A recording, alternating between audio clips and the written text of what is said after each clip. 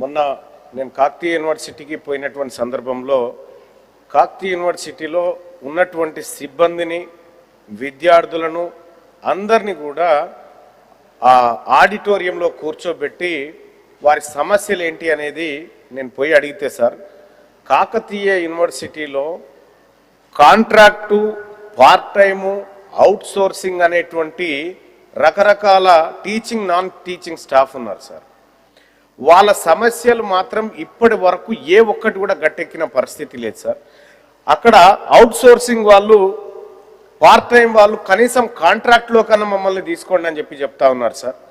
ఈ కాంట్రాక్టు వాళ్ళని ఏదైతే ప్రొఫెసర్లు అసిస్టెంట్ ప్రొఫెసర్లుగా తీసుకునే సమయంలో వాళ్ళకు కొంత వెసులుబాటు ఇవ్వండి అని చెప్తా ఉన్నారు సార్. ఇదొక కాకతీయ విశ్వవిద్యాలయానికి సంబంధించినటువంటి అంశమే కాదు సార్. ఈ అవుట్ సోర్సింగ్ సమస్య ధర్నా పార్క్ కాడి నుంచి మొదలు పెడితే మొత్తం తెలంగాణ అంతటి ఉంది సార్. గతంలో మంత్రి గారి దృష్టికి తీసుకుపోయినాం సార్. ఏమని అవుట్ సోర్సింగ్ విధానాన్ని రద్దు చేసి ఒక కార్పొరేషన్ పెట్టి ఆ కార్పొరేషన్ ద్వారా నేరుగా వాళ్ళకు జీతాలు పోయేటట్టు చూడండి సార్. మనం ఇచ్చేది ఇస్తా ఉన్నాం కానీ మధ్యలో కమిషన్లు పోయి అసలైనటువంటి ఉద్యోగికి ఏం దొరకలేదు అనేటువంటి మాట గతంలోనే చెప్పినాం సార్.